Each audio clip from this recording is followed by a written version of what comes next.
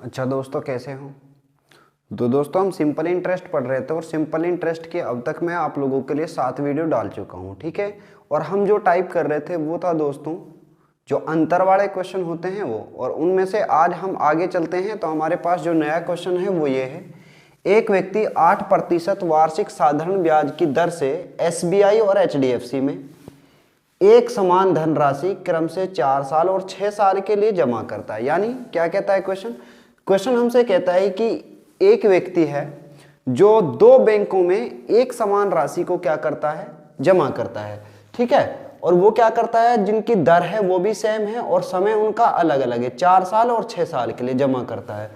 दोनों बैंकों से प्राप्त साधारण ब्याज का अंतर 4800 रुपए है। तो बताओ उसने SBI में कितने रुपए जमा किए। देखिए दोस्तों, अगर आप लोगों ने इससे पहली वीडियो नहीं देखी है तो आप पहले उस वीडियो को देख लीजिए, क्योंकि इस तरह के जितने भी क्वेश्चंस होते हैं उन सब का पूरा बेसिक मैं आप लोगों के लिए उसमें बता चुका हूं। देखिए, तो इस क्वेश्चन को कैसे करते हैं हम समझिए। आप लोग यहाँ पे आप लोगों के लिए जो दर दिया है वो कितना दिया है दोस्तों, वो दिया है 8%। कितना दिया है? 8%। और समय जो दिया है, अब समय दिया है यहाँ पर बच्चों, एक कंडीशन में दिया है 4 साल का और दूसरा दिया है आप लोगों के लिए 6 साल का, ठीक है। तो जैसे ही आप लोगों को, और यहाँ पे अगली चीज जो दी है हमारे लिए वो दिया है अंतर, किसका? ब्याज का अंतर। किसका दिया है? ब्याज का अंतर, ठीक है। और ब्याज का अंतर दिया है आप लोगों के लिए 4800 रुपए। समझो मेरी बात को। देखिए दोस्त, तो यहाँ पे जो समय आप लोगों के लिए दिया है 4 साल और 6 साल, तो आप लोग क्या कीजिए, इस समय का भी क्या निकाल लीजिए, अंतर निकाल लीजिए। क्या निकाल लीजिए? अंतर। तो समय का जो अंतर आएगा वो आएगा 2 साल का, ठीक है। तो यहाँ से प्रिंसिपल निकालने यानी मूलधन निकालने का जो तरीका होता है वो क्या होता है, मूलधन आपके पास होता है साधारण ब्याज गुणा 100 बटे में दर गुणा में समय। देखिए दोस्तों, अगर आप लोगों को किसी भी दो चीजों का अंतर दिया है, समझना मेरी बात को, 3 का नहीं, किन्हीं भी 2 चीजों का अंतर दिया है तो आप वहां पे अंतर ही रखोगे, ठीक है। जैसे यहां आप लोगों को दिया है साधारण ब्याज का अंतर और किसका अंतर दिया है? समय का अंतर। तो आप यहां पे क्या करोगे, साधारण ब्याज और समय का अंतर ही रखोगे। देखिए यहां से, तो मूलधन आपके पास आएगा, साधारण ब्याज का अंतर कितना है? 4800 रुपए। 4800 रुपये गुणा 100 और बटे में दर आप लोगों के लिए फिक्स दिया है 8 और इनटू में समय का अंतर कितना दिया है? 2। तो 8 दूनी 16 और 16 दूनी 32, 16 तिया 48। तो यहाँ से कितना है? 300। 300 को जब आप 100 से गुणा करोगे तो आपके पास जो आंसर आएगा वो आएगा 30,000 रुपये। तो यही आप लोगों का क्या है? आंसर है। देखिए, तो वो 30,000 रुपये को क्या करता है? SBI में जमा करता है और 30,000 रुपये को ही किस में जमा करता है? HDFC बैंक में जमा करता है। तो इस तरीके के जितने भी क्वेश्चन होंगे, यानी जब आप लोगों को ओनली केवल कितनी चीजों में अंतर दिया होगा? केवल 2 चीजों में अंतर दिया होगा, यानी वो 2 अंतर जो होंगे 2 में अंतर दिया होगा। कितने में दिया होगा? 2 में अंतर। वो जो अंतर दिया होगा अब आप लोगों को, वो चाहे मूलधन का अंतर हो या समय का अंतर हो, दर का अंतर हो या साधारण ब्याज का अंतर, यानी आप लोगों को जितनी हमारे पास ये 4 चीजें हैं, ठीक है, जो ये 4 चीजें आप लोगों को दिखाई, मूलधन, साधारण ब्याज, दर, समय, इनमें से किसी 2 के बीच का अंतर देगा और अगला चीज आप लोगों से वो पूछेगा। तो इस तरीके के जितने भी क्वेश्चन होंगे आप इस तरीके से करोगे। इसमें थोड़ा सा हम लैंग्वेज में चेंज करते हैं और चलते हैं अगले क्वेश्चन की ओर, जो क्वेश्चन आपके सामने है, ये वाला क्वेश्चन, ठीक है। देखिए अब इसको,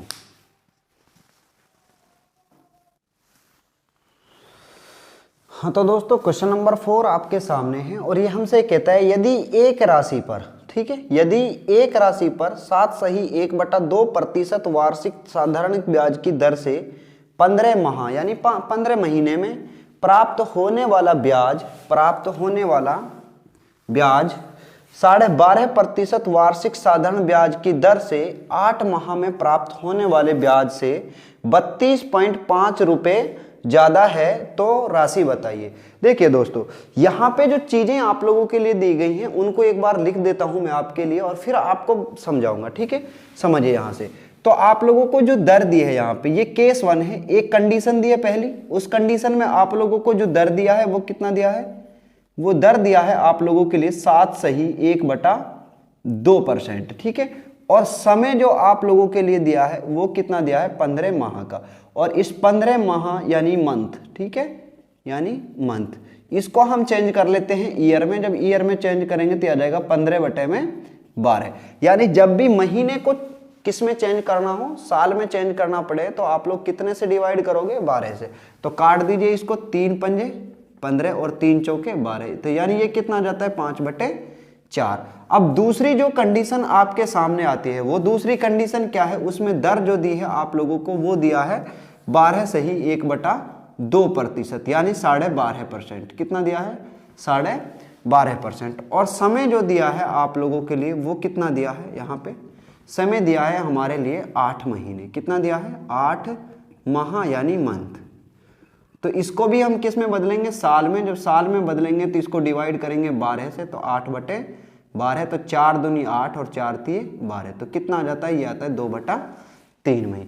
लेकिन उसने कहा है कि यदि एक ही राशि को, उसी समान राशि को क्या किया जाता है, 2 अलग अलग समय के लिए और दोनों अलग अलग टाइम के लिए दिया जाता है, तो उसमें ब्याज का जो अंतर आता है, ठीक है, यहां से, यानी ब्याज का जो अंतर आया, ब्याज का अंतर, तो ब्याज का अंतर कितना आ रहा है, वो आ रहा है 32.50 रुपए। यानी 32.50 रुपए ज्यादा मिलता है उसको, और जो चीज ज्यादा मिले या कम मिले तो इसका मतलब क्या है, उसका अंतर। वो अंतर कितना है, 32.50 रुपए।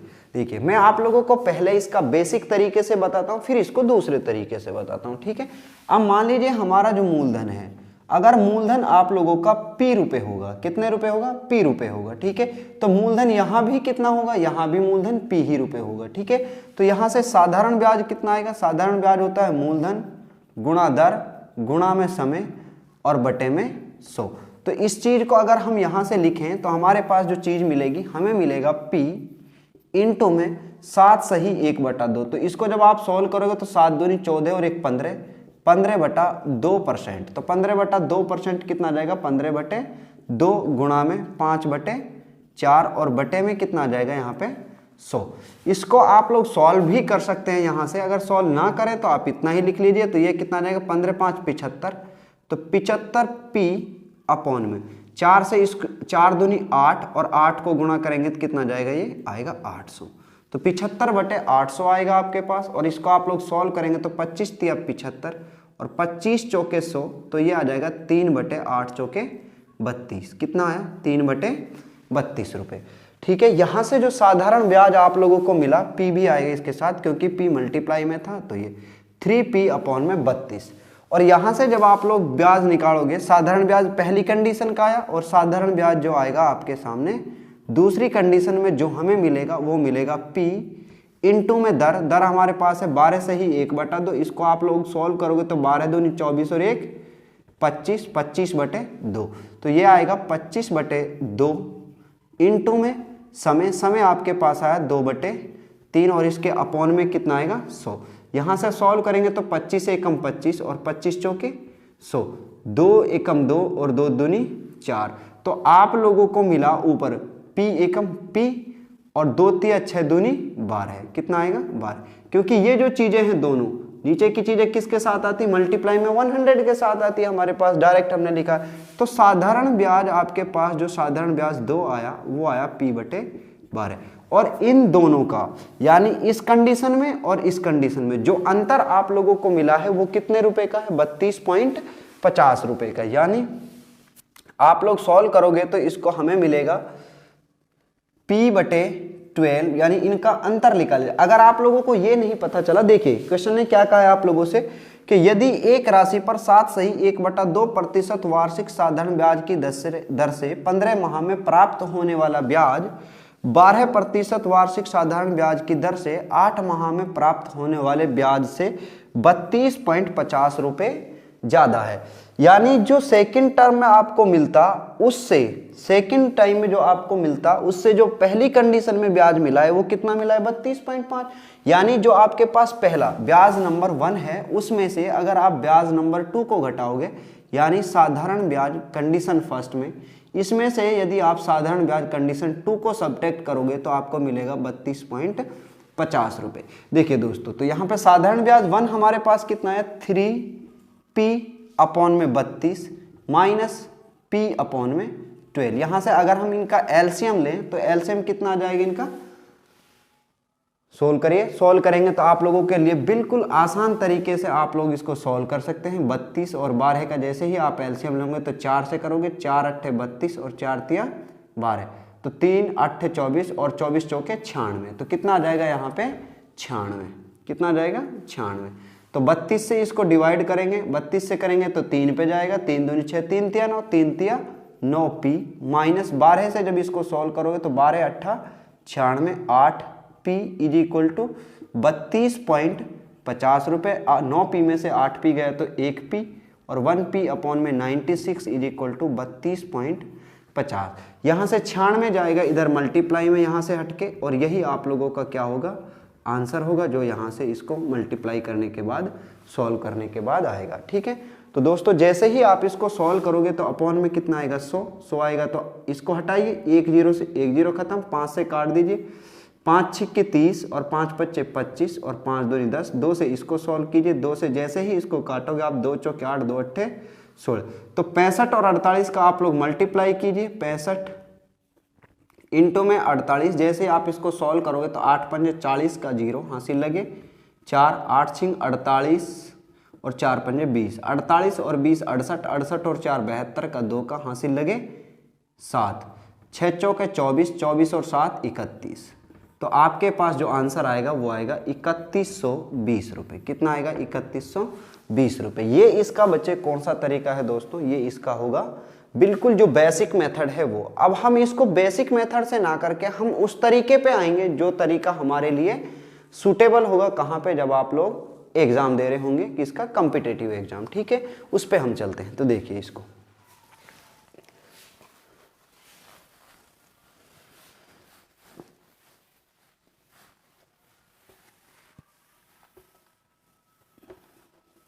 जब उस तरीके से आप इसको सॉल्व करते तो हम क्या करते हैं दोस्तों कि प्रिंसिपल यदि हम कितना माने 100 रुपये माने, कितना माने 100 रुपये। जब प्रिंसिपल आप 100 रुपये मानेंगे तो हमारे पास कंडीशन 2 हैं, जिसमें पहली कंडीशन है वहां पे आर आप लोगों के लिए दिया है 7 सही 1/2%। 7 सही 1/2% को आप सोल्व करके लिखोगे तो 7 दूनी 14 और 1 15, 15/2।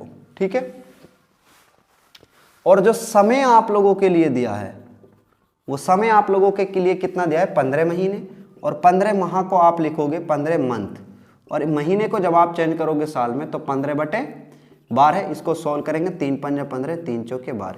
देखिए दोस्तों, अगर आप लोगों का प्रिंसिपल कितना रुपए है, 100 रुपये है, यानी मूलधन, यदि मूलधन कितने रुपए है, 100 रुपये है, मूलधन 100 रुपये होता है, तो जो साधारण ब्याज आपके सामने आता है वो आता है समय गुणा में दर।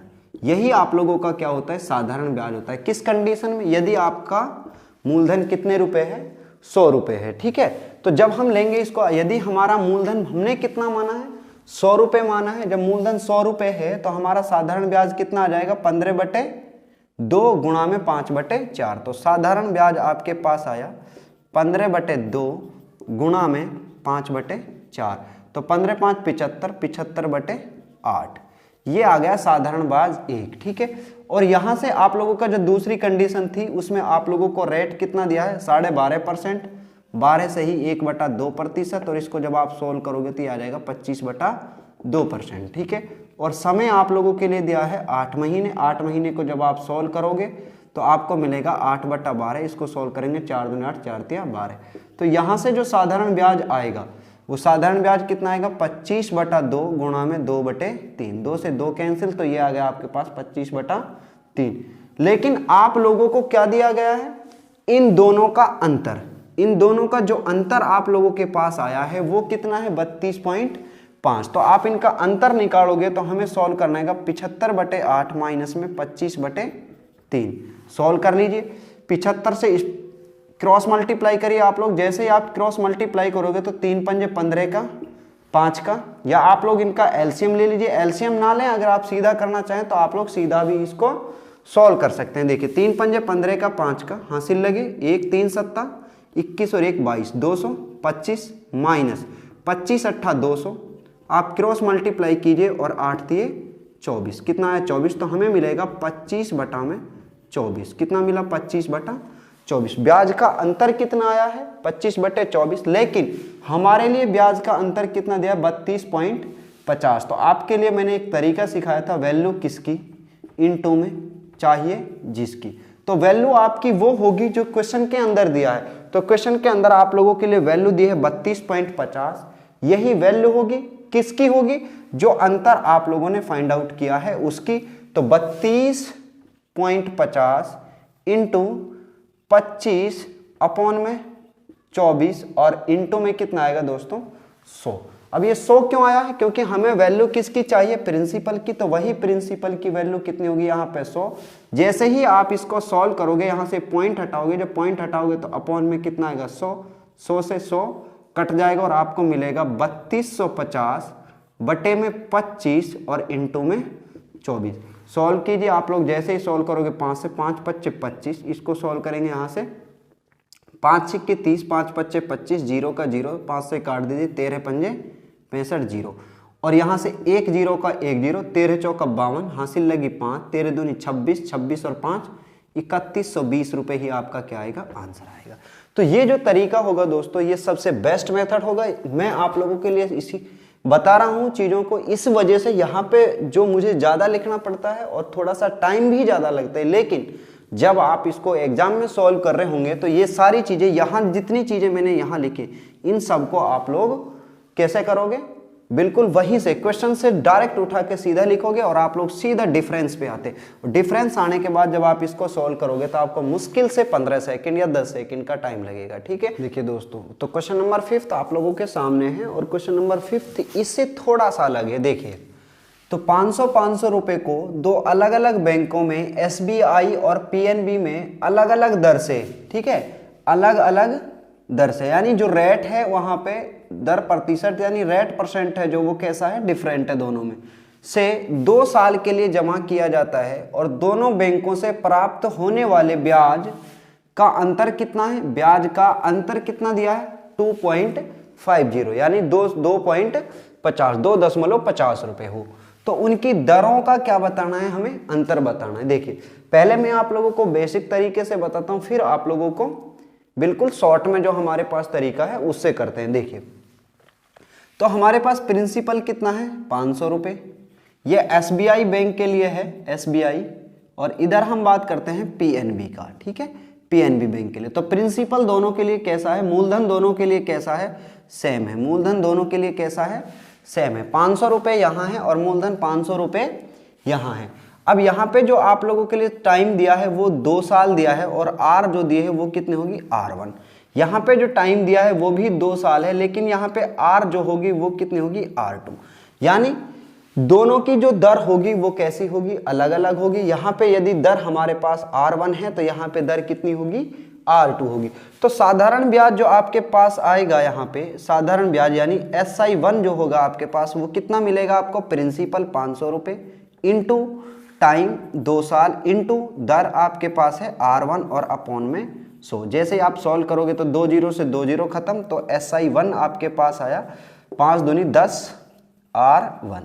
जब आप यहां से SI निकालोगे तो SI2 यानी साधारण ब्याज नंबर 2, तो वो कितना आएगा, प्रिंसिपल यानी मूलधन 500 रुपए गुणा समय 2 साल गुणा में दर आपके पास कितनी है R2 और अपॉन में कितना आएगा 100। 2 0 से 2 0 खत्म, तो यहाँ पे जो SI2 आपके सामने आया दोस्तों वो कितना आया, 5 दूनी 10 R2 ये आया।